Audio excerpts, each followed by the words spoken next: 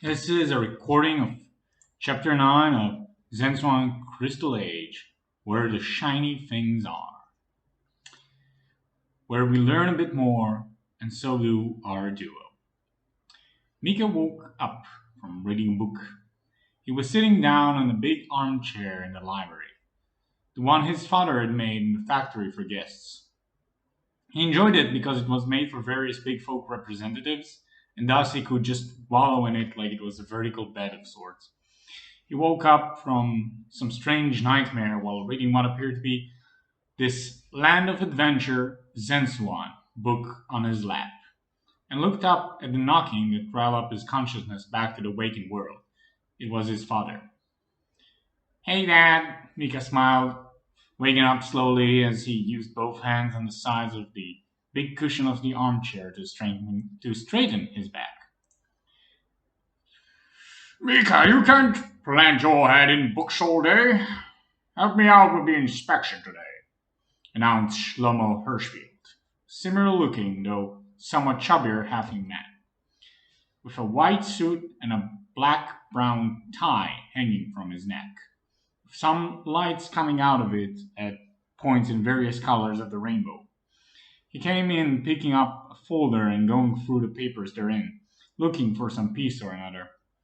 Come on, Dad, I was just resting. I've already finished my lessons. Do you know how hard it is to follow magic practice with combat training? Mika looked irritated. It was his father, after all, that insisted he take those lessons, and now he also wants him to double as his assistant all day? Where is Goldstein, by the way? Isn't he supposed to be helping you instead of you coming here? Mika pointed out, just looking around, as if the small for a halfling even, man would jump out of somewhere. Don't try to change the subject. You know your mother, rest her soul, wanted you to be a real mensch and learn all of that stuff. I'm not saying it's unimportant, but you must learn to take care of the family business now. Shlomo glanced at his irritated looking son as he passively aggressively got up, put the book back, and huffed. Fine, Dad, let's go do the rounds, Mika said as he grunted and followed his dad, who finally found the file and waved it around. And don't worry about that Nebuch Goldstein. He had himself an off day. He deserves one, too. Shlomo shouted loudly as he exited the room so the entire floor, filled with gem workers below, could hear him shout and have a good laugh. Mika smirked. He knew his father really appreciated Goldstein, but it was a bit hard on him. It was probably because he had hoped Mika would be filling the role instead. But really, he's still young. He wasn't sure why his father was so aggressive about him filling his shoes when he was still uncertain about what he wanted to do. For Celia's sake, he was still just in his 20s. He had time. Mika shook his head and went out of the room to see the unlit working floor below. Wait, why was it unlit? Usually he'd see about a few dozen workers down there sorting and carving gems. And didn't he just hear them laugh? He looked down at the floor. Why is there a dark hole there? He touched it. Is that black goo? It's thick and warm. He smelled it. It smells like metal. He looked up from the floor. Why is Dad just standing there? Dad? Dad? Why is there a hole in your stuff? The halfling jarred awake, heaving hard. He glanced left, darkness. He glanced right, darkness. But part of it was green and grunting. Alright, so this is not the dream, right? What I just had was the dream. Right. Mika shook his head. We're still in the cave. It's still very dark. We're still going after the pain in the back of our palms. Somehow that sounds more like a nightmare, too. Now that it was morning, or whenever they woke up, the fire seemed to be out, and the two were refreshed. More so for Mika after he washed his face and started forgetting what his dream was about. They fed as they woke up on yesterday's fish, drank up. Mika also rationed the remaining food and put some water in the flask, just in case, and ventured on. At this point, they have gotten used to the pain in the back of their palms, and it tingles in that sort of way they could feel in which direction they should go to subdue it. Yes, Mika reasoned. They can go back up, but what's waiting for them up there? Guards and cloaked constructs?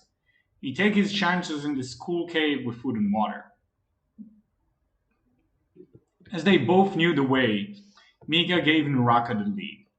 If something hits them going forward, he'd rather it be on the orc. He also heard orcs are able to somehow differentiate hidden cold more distinctly in the dark. But when he asked Naraka about it, all he did was grunt. Can he even grasp the concept of someone else perceiving the world differently? Mika decided not to overthink this. Even if Naraka were to walk into a hole, it'd be his issue before it'd be Mika's. After what felt like nearly a day walking, seeing various rats getting squashed and hearing the buzzing of bugs while staring at Naraka's green ass, Mika was getting bored. That is when he started noticing some very strange. Why is the road down the cave so straight? There's no visible water movement here. Is it man-made? Natural caves shouldn't look paved, right? His pondering had to wait, however, as two glowing dots in the distance stood in the middle of said road, leading to a much better lit cavern. As they got closer, Mika could note the waiting creatures, crystal beetles. That makes sense. They are giant green glowing beetles, around a person, halfling size, that eat crystals, rocks, minerals, the whole thing.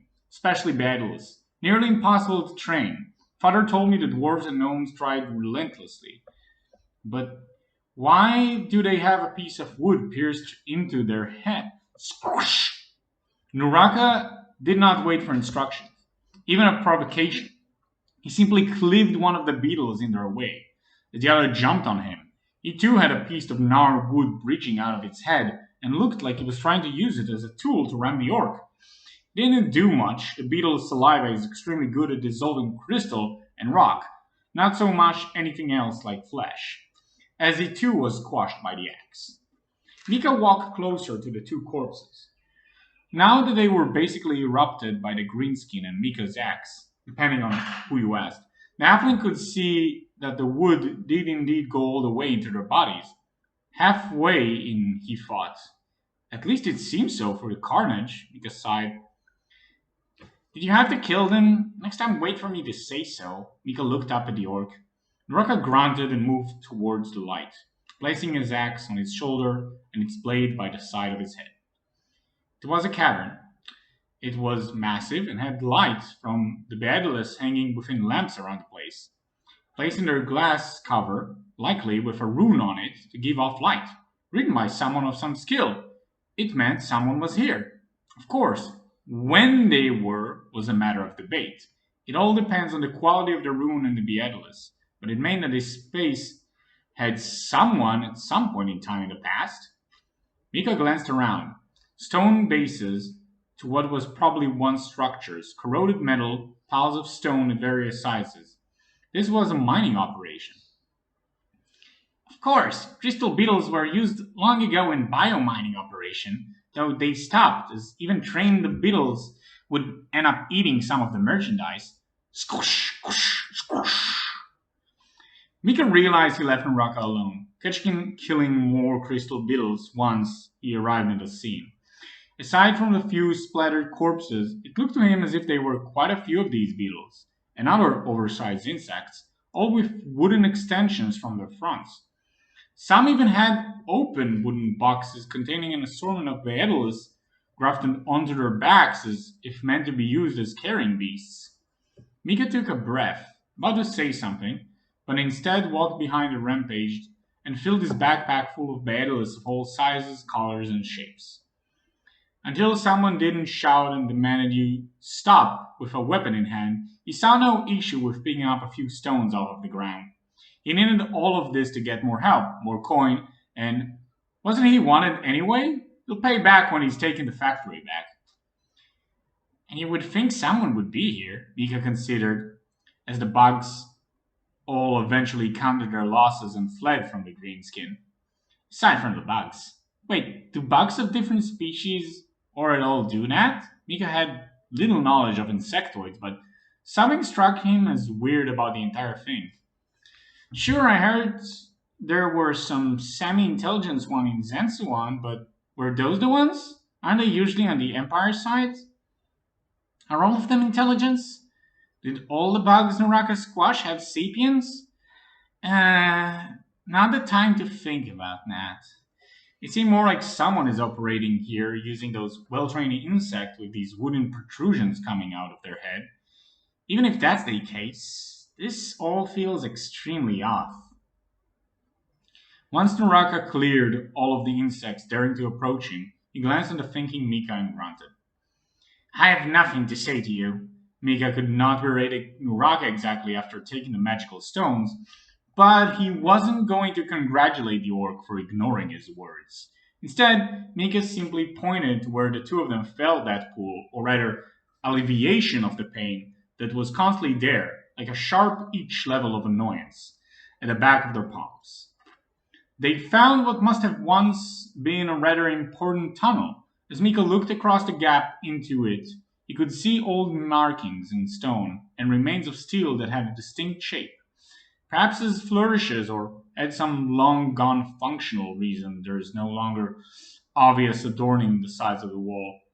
As Naraka was leaning further into the darkness of the pathway, he didn't even need to motion Naraka in as they both went inside.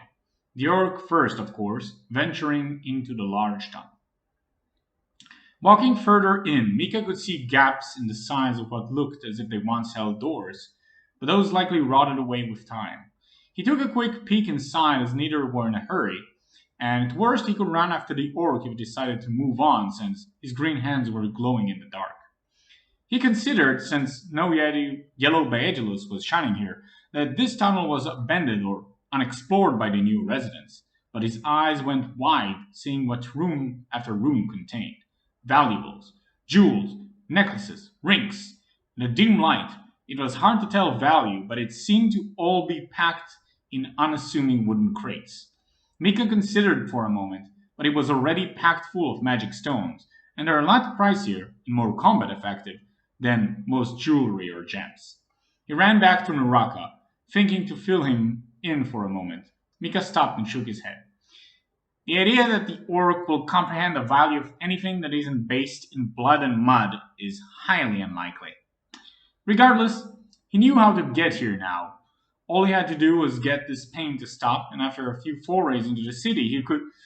Mika's mind stopped in a sudden realization. His legs still followed Naraka's lead as his head wound up again. Like a clock you hope won't need a visit to the repair shop. He was wanted. How was he even supposed to walk around the city, let alone carry rings and necklaces from the zoo? Mika found his dreaded thoughts disturbed by hitting the wall of green that was Naraka. But before he was about to give a follow-up retort to this, he saw the door Naraka stopped in front.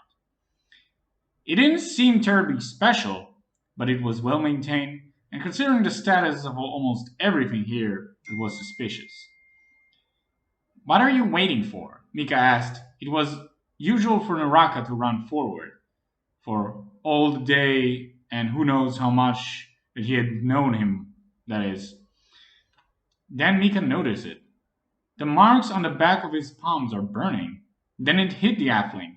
He was clutching and squeezing both palms intertwined unconsciously at the pain.